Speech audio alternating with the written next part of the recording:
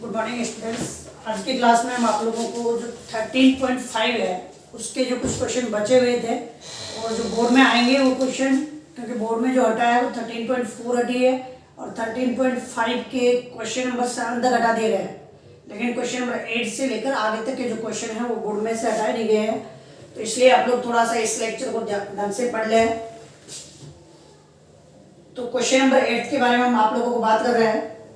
देखिए question number 8 क्या है, 13.5 का क्वेश्चन नंबर 8। ये कह रहा है दो सदिश जिनके परिमाण आपको दे रखा है। एक का परिमाण है √3 और एक सदिश जिसका परिमाण है √2 और आपको दे रखा है कि a डॉट बी आपके पास जो है वो है √6। तो a तथा b के बीच का कोण ज्ञात कीजिए, यानी a और b के बीच का कोण ज्ञात करना है। तो a और b के मध्य कोण, तो a और b के मध्य कोण कितना आ जाएगा, cos थीटा। फॉर्मूला हमने आपको पढ़ा रखा है a dot b upon a का परिमाण और b का परिमाण। तो यहाँ से कितना आ जाएगा, a डॉट b क्वेश्चन में दे रखा है √6, a का परिमाण दे रखा है √3 और ये दे रखा है 2। तो आप यहाँ पर देखिए √6 को हम लिख सकते हैं √2 इंटू √3, यानी √3 और ये 2 जो है इसको लिख सकते हैं √2 इंटू √2। तो यहाँ से दोनों पार्ट कैंसिल हो रहे हैं, तो यहाँ जाएगा 1/√2 और cos की टेबल में जो वैल्यू होती है 1/√2 cos 45 डिग्री या π/4 रेडियन में लिखेंगे π/4। तो थीटा की वैल्यू कितनी आएगी, π/4। तो आपके पास जो कोण आ रहा है a और b के मध्य कोण वो कितना रहा है, 45 डिग्री यानी π/4। अब आप देखिए next question, question number 9। Question number 9 क्या कह रहा है,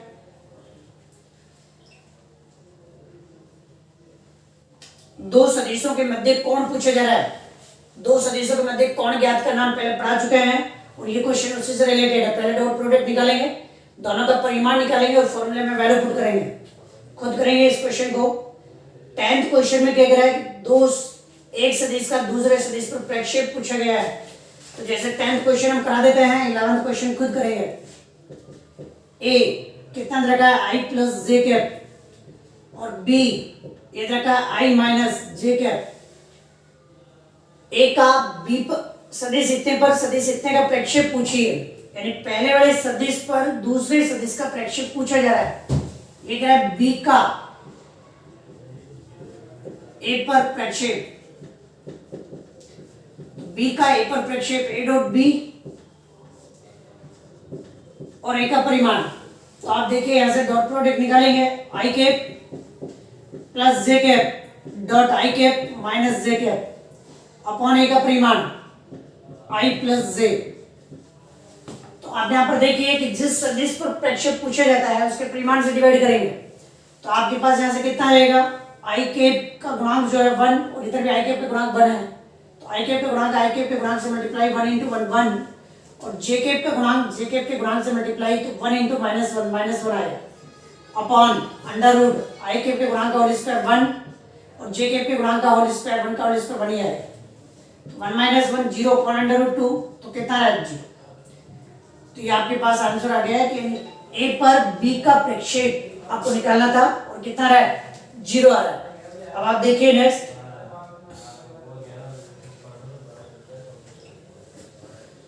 क्वेश्चन नंबर 11 बी आपका होमवर्क है, क्योंकि a का b पर प्रक्षेप पूछा गया है। यहाँ a का b पर पूछा है तो a dot b upon b का परिमाण। तो आप खुद सॉल्व कर लेंगे, क्वेश्चन हमने पहले करवा चुके हैं हम क्वेश्चन आप लोगों को। क्वेश्चन नंबर 12 देखिए आप लोग। 12 क्वेश्चन क्या कह रहा है, 3a minus 5b dot 2a और प्लस 7b ये दे रखा है आपके पास, इसका मान निकालना है। तो कैसे निकालेंगे, देखिए 3 दूनी 6। अब 3 और 2 ये अचर वैल्यू है, वेक्टर का वेक्टर के साथ dot product a dot a और ये आ जाएगा अपने पास 3a का 7b के साथ, तो 7 से 21 a डॉट b माइनस यहाँ dot product 10 b dot a minus 35 b dot b। तो आपके पास कितना है 6 ए के परिमाण का स्क्वायर। ये 21 में से 10 माइनस करेंगे क्योंकि आप लोगों को हम पहले बता चुके हैं कि ए डॉट बी किसके इक्वल होता है, बी डॉट ए के इक्वल होता है। तो 21 में से 10 अगर माइनस करेंगे तो कितना आ जाएगा 11 ए डॉट बी, और ये आ जाएगा 35 बी के परिमाण का स्क्वायर। तो अब आप देखिए कि आपके पास ए का परिमाण और बी का परिमाण है नहीं, तो इसी फॉर्मेट में आपका ये आंसर है। अब आप देखिए नेक्स्ट क्वेश्चन नंबर आपके पास है क्वेश्चन नंबर 13th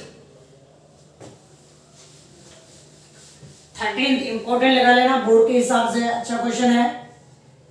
क्या कह रहा है क्वेश्चन में, दो सदिश जिनके परिमाण ज्ञात करने हैं आप लोगों को यदि उनके परिमाण समान है।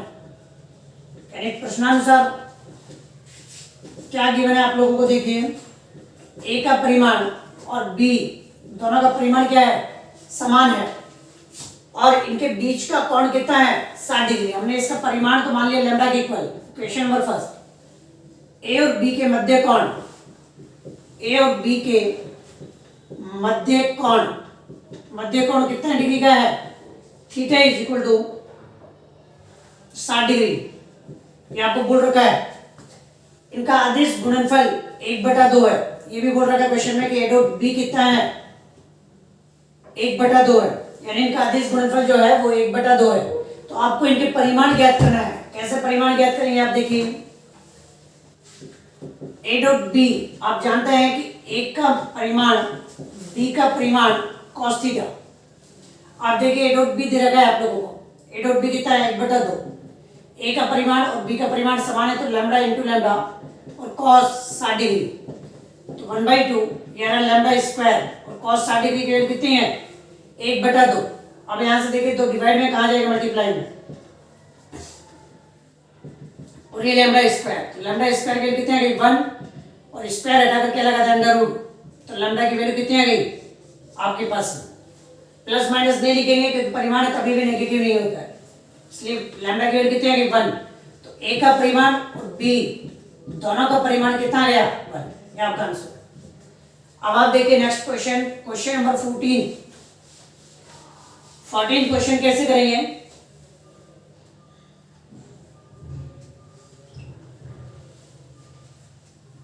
क्वेश्चन कह रहा है यदि एक मात्रक सदिश ए के लिए, यानी ये क्वेश्चन में बोल रखा है कि प्रश्नानुसार ए एक मात्रक सदिश है, मतलब ए का जो परिमाण है वो कितना है 1 है, ये क्वेश्चन में दे रखा है, और x माइनस ए डॉट x प्लस ए इक्वल कितना है 12। तो x का परिमाण आपको ज्ञात करना है। कैसे ज्ञात करेंगे, देखिए यहां से डॉट प्रोडक्ट कर रहे हैं, x डॉट x यानी का plus x dot a dot x और माइनस a डॉट a। तो आप देखिए यहां से x के परिमाण का स्क्वायर ये कैंसिल हो जाएगा क्योंकि क्रम इन्हीं में नहीं यहाँ पर लागू होता है। x डॉट a किसके इक्वल आएगा, a डॉट x के इक्वल आता है, तो कैंसिल हो जाएगा, माइनस a के परिमाण का स्क्वायर यानी का 12, तो x के परिमाण का स्क्वायर यानी का 1, तो आपके पास x के परिमाण का square minus 1 is equal to 12, ये 1 इधर चला जाएगा, तो आपके पास कितना है 12 प्लस 1, तो x के परिमाण का स्क्वायर हटाकर अंडर रूट लगा रहे हैं और 12 प्लस 1 कितना रहता है, तो आपको यही फाइंड आउट करना था x का परिमाण कितना रहा है अंडर रूट 13 इकाई। तो अब आप देखिए नेक्स्ट क्वेश्चन, क्वेश्चन नंबर 14 आपका कंप्लीट हो चुका है। 15th क्वेश्चन देखिए, 15th भी इंपॉर्टेंट लगा लीजिए, तीनों क्वेश्चन है 15th 16th और 17th, तीनों बोर्ड के हिसाब से अच्छे क्वेश्चन है, 3 नंबर में भी बढ़ सकते हैं तीनों क्वेश्चन। 15th देखिए सदिश A 2i cap plus 2j cap plus 3k cap, सदिश B minus i cap plus 2j cap plus k cap, और सदिश C 3i cap plus 3j cap. पहला सदिश है 2i cap plus 2j cap plus 3k cap, minus i cap plus 2j cap plus k cap और 3i cap plus 3j cap, ये C का मान है, और ये कह रहा है कि a plus lambda b c पर लंबवत है। देखिए ए प्लस लैम्डा बी निकालेंगे पहले। ए का मान है 2 के 2 जे के 3 के प्लस लैम्डा माइनस आई के प्लस 2 जे के प्लस के। देखिए यहाँ से कितना जाएगा 2, यहाँ से आएगा माइनस का लैम्डा आई के, तो ये बन जाएगा 2 माइनस लैम्डा आई के, और यहाँ से 2 ये बन जाएगा 2 लैम्डा ये जे के, और यहाँ से 3 ये बन जाएगा लैम्डा के। ये वैल्यू आ गई मेरे पास a प्लस लैम्डा बी की। अब क्वेश्चन देखिए क्या कह रहा है कि प्रश्नानुसार क्वेश्चन में बोल रखा है a plus lambda B vector जो है a plus lambda B C पर लंबवत है। a plus lambda B C पर क्या है भाई, लंबवत है। सी पर लंबवत है तो लैम्डा का मान आपको ज्ञात करना है। आप देखिए a plus lambda B C पर लंबवत है तो इसकी कंडीशन क्या है कि a plus lambda B dot product C कितना आएगा 0। यानी दो सदिश अगर लंबवत हैं तो उनका डॉट प्रोडक्ट कितना आता है 0 आता है। तो a प्लस लैम्डा बी की वैल्यू आ गई है 2 माइनस लैम्डा आई के, 2 प्लस 2 लैम्डा जे के और 3 प्लस लैम्डा के। ये वैल्यू आ रही है आपके पास। ये जो वैल्यू है ये a प्लस लैम्डा बी की है dot C vector. C vector आ रहा है 3 आई के प्लस 3 जे के और इज इक्वल टू 0।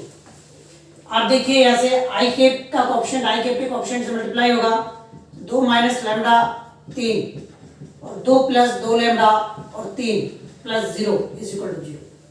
3 से मल्टीप्लाई कर रहे हैं 3 दूनी 6 3 लैम्डा 3 दूनी 6 और 6 लैम्डा, तो कितना जाएगा 6 लैम्डा में से 3 लैम्डा माइनस कर रहे हैं 3 लैम्डा 6 और 6 कितना जाएगा 12, जिनको इधर लेकर आ रहे हैं तो lambda is equal to minus 12/3, तो लैम्डा की वैल्यू कितनी आ रही -4। ये आपका आंसर है। 3 नंबर के लायक भी क्वेश्चन बन सकता है और 2 नंबर में भी आ सकता है। इंपॉर्टेंट क्वेश्चन है। अब आप देखिए क्वेश्चन नंबर 16।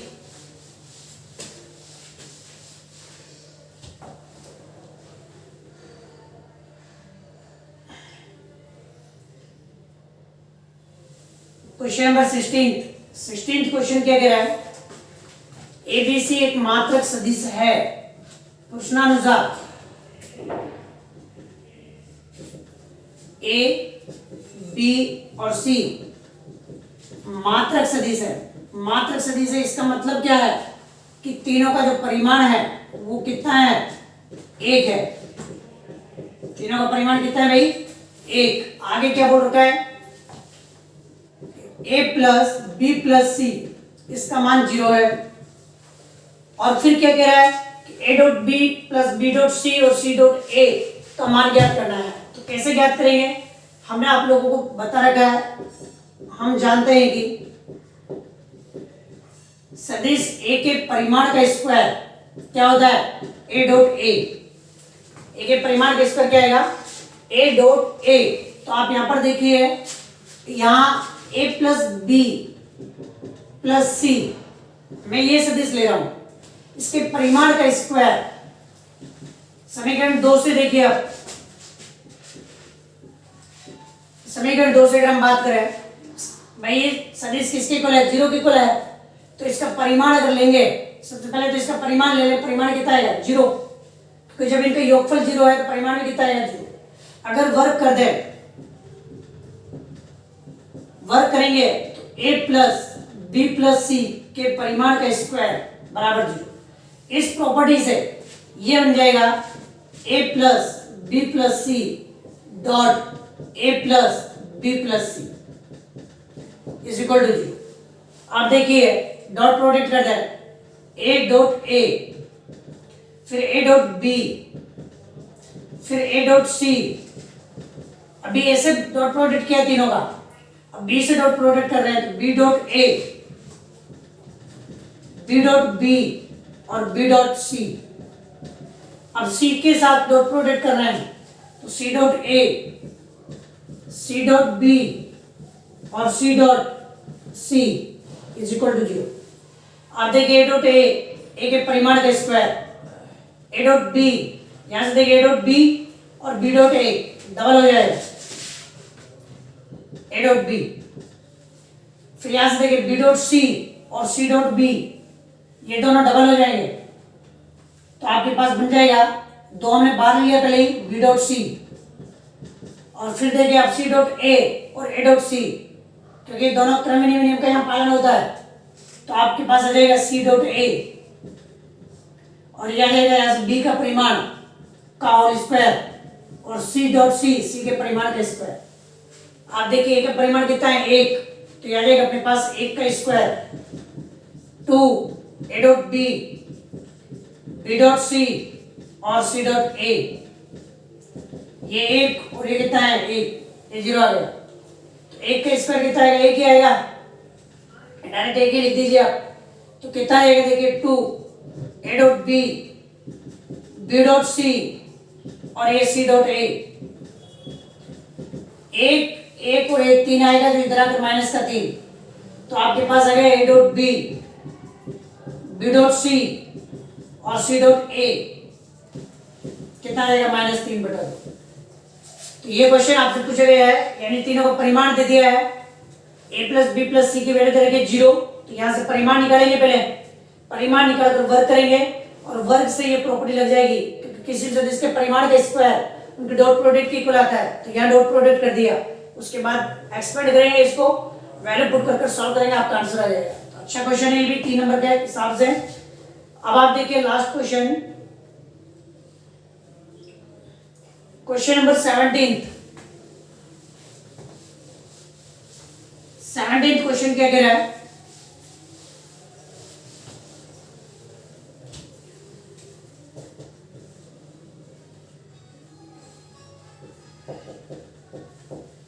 ए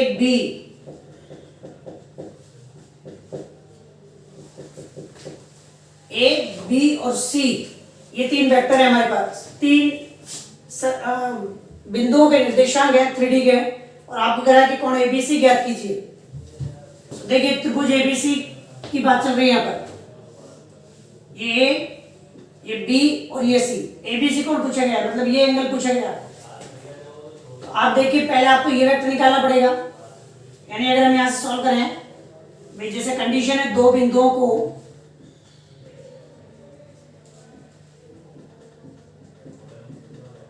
मिलाने वाले रेखाखंड के स्थिति सदिश, दो बिंदुओं को मिलाने वाले रेखाखंड के स्थिति सदिश के निर्देशांक, जैसे हम पहले बता चुके हैं कि A B vector x2 - x1 derivation बता चुके हैं स्टार्टिंग से, y2 - y1 j कैप और z2 - z1 k कैप। तो आप यहाँ पर देखिए जो PQ हमें चाहिए यहाँ, क्योंकि हमें एक तो ABC एंगल चाहिए, तो एक तो BA वेक्टर और एक जरूरत पड़ेगी BC वेक्टर की, क्योंकि इन दोनों सदिशों के बीच का कोण ज्ञात करना है। तो आप देखिए यहाँ से BA वेक्टर अगर हम निकालेंगे, A यहाँ अंतिम बिंदु और B स्टार्टिंग पॉइंट है, यानी प्रारंभिक बिंदु है, और ये अंतिम बिंदु है, तो अंतिम में से प्रारंभिक माइनस करना होता है।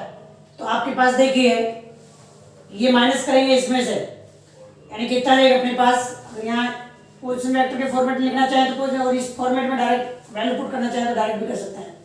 तो देखिए ए में से 1 - x1, यानी अपने पास कितना रह रही है, -1 आई के, और यह रहेगा अपने पास y2 - y1 and 2 - 0 j cap, और यह रहेगा 3 - 0 k कैप। तो ये वेक्टर आ गया अपने पास, माइनस माइनस प्लस हो रहा है, 2i कैप, 2j कैप और 3k कैप। और इसी तरीके से देखिए BC वेक्टर में C में से माइनस करना है, B, तो C में से माइनस करेंगे तो 0, ये -1 i कैप, 1 - 0 j कैप और 2 - 0 k कैप। तो कितना है यहाँ से प्लस का 1 i कैप, 1 j कैप और 2 k कैप। तो आप देखिए BA और BC वेक्टर आ गया है, तो BA और BC के मध्य कोण, ये कोण बन रहा है ABC = थीटा। तो आपके पास आ गया cos थीटा, दोनों सदिशों का dot product BA dot BC upon B A का परिमाण और बी सी का परिमाण। तो आप ध्यान रखें इस टाइप से कि जब भी आपके पास कोई भी एंगल पूछा जा रहा है, 3 बिंदु दे रखे हैं, तो पहले ये वेक्टर जैसे बी से स्टार्ट कर रहे हैं, आपको बी निकालना है, तो बी ए बी नहीं निकालेंगे, बी ए और बी सी निकालेंगे। कभी आप ए बी निकाल लो, सी बी निकाल लो, ऐसा नहीं, बी से स्टार्ट करो, बी ए और बी सी वेक्टर निकालना है और उनके मध्य कोण निकालना है। तो आप देखिए वैल्यू पुट करते हैं इस फॉर्मूले में, कितना है कोस थीटा, आपके पास कितना है B A dot B C, तो बी ए वेक्टर कितना है 2i cap plus 2j cap plus 3k cap dot ये बी सी वेक्टर है i cap plus j cap plus 2k cap upon B A का परिमाण, B A का परिमाण ज्ञात करेंगे, 2 का होल स्क्वायर 4 और 9, ये दो मैंने आपको बताया कि बी ए का परिमाण ज्ञात करना है, तो आई कैप जे कैप के कैप के गुणांकों का होल स्क्वायर कर योगफल करना है। अब बीसी का परिमाण कैसे ज्ञात करेंगे, तो 1 का स्क्वायर 1 और 2 का स्क्वायर 4, तो cos थीटा आई कैप के साथ तो 2 और 3 2 6, कितना है भाई 8 और 9, यानी कि अपने पास 17 और यहाँ से है 6, cos थीटा यानी 10 और ये आएगा 102। तो आपके पास आ रहा है देखिए theta is equal to cos inverse, क्योंकि एंगल फाइंड आउट करना था यहाँ पर बस, तो theta is equal to cos inverse 10 upon under root 102, ये आपका आंसर है। इस तरीके से आप लोगों को सॉल्व करना है। अब थोड़ा सा ध्यान दें कि ये जो लेक्चर है ये तो आपको पढ़ना ही है, कंपलसरी है। कुछ बच्चे पढ़ाई कर रहे हैं, अदरवाइज बाकी स्टूडेंट पढ़ाई नहीं कर रहे हैं, ग्रुप के अंदर भी देख नहीं रहे हैं, या देख रहे हैं तो उसको केवल सीन कर रहे हैं, आप लोग वीडियो को पूरे नोट्स नहीं बना रहे हैं। तो जब भी क्लास ओपन होगी, अगर होमवर्क नहीं मिला किसी भी बच्चे का, तो फिर वो ध्यान रखें कि उसका क्या इलाज होगा, क्योंकि होमवर्क आपको कंप्लीट करना है। कुछ बच्चे स्टडी नहीं कर रहे हैं, केवल ग्रुप में वहाँ देख लेते हैं, वीडियो सीन कर लिया ताकि सर को ये नहीं लगे कि सर देखा है नहीं देखा है, तो वहाँ केवल सीन करते हो, आप वीडियो को नहीं देख रहे हो पूरी तरीके से। तो जिन बच्चों को होमवर्क कंप्लीट नहीं मिला वो ध्यान रखें कि कभी भी रजिस्टर मंगा सकते हैं और कभी भी चेक किए जा सकते हैं। तो अपने नोट्स कंप्लीट कर लें। वेक्टर चैप्टर जो है आज के लेक्चर से कंप्लीट हो गया है, और जितने भी लेक्चर हमने पढ़ाए हैं, जैसे जो पढ़ने वाले बच्चे हैं, लेक्चर नंबर 8 और 9 जो लेक्चर है वो बोर्ड में से हटा दिया गया है। हमने वेक्टर के 10 लेक्चर पढ़ाए हैं, जिनमें से 8 और 9 लेक्चर जो है वो बोर्ड में से हटा दिया गया है।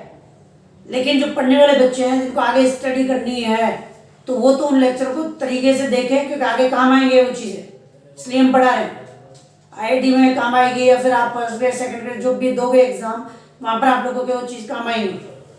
तो इसलिए जो चीज़ हम पढ़ा रहे हैं उसका तरीके से नोट्स बनाए और उसको समझे। कोई चीज़ समझ में नहीं आ रही है तो आप ग्रुप के अंदर मैसेज कर दें। तो कल से हम नेक्स्ट क्लास से मंडे से हम आप लोगों को स्टार्ट करेंगे। मंडे की क्लास में तो हम आप लोगों को स्टार्ट कर देंगे 3D डायरेक्शन, कोसाइन, दिक् को ज्याओं के बारे में हम आप लोगों को समझाएंगे। 7 नंबर का चैप्टर है, जिसमें से एक क्वेश्चन 1 नंबर का आएगा और एक क्वेश्चन बड़ा आएगा 6 नंबर का। तो आज की क्लास हम स्टॉप कर रहे हैं यहीं पर।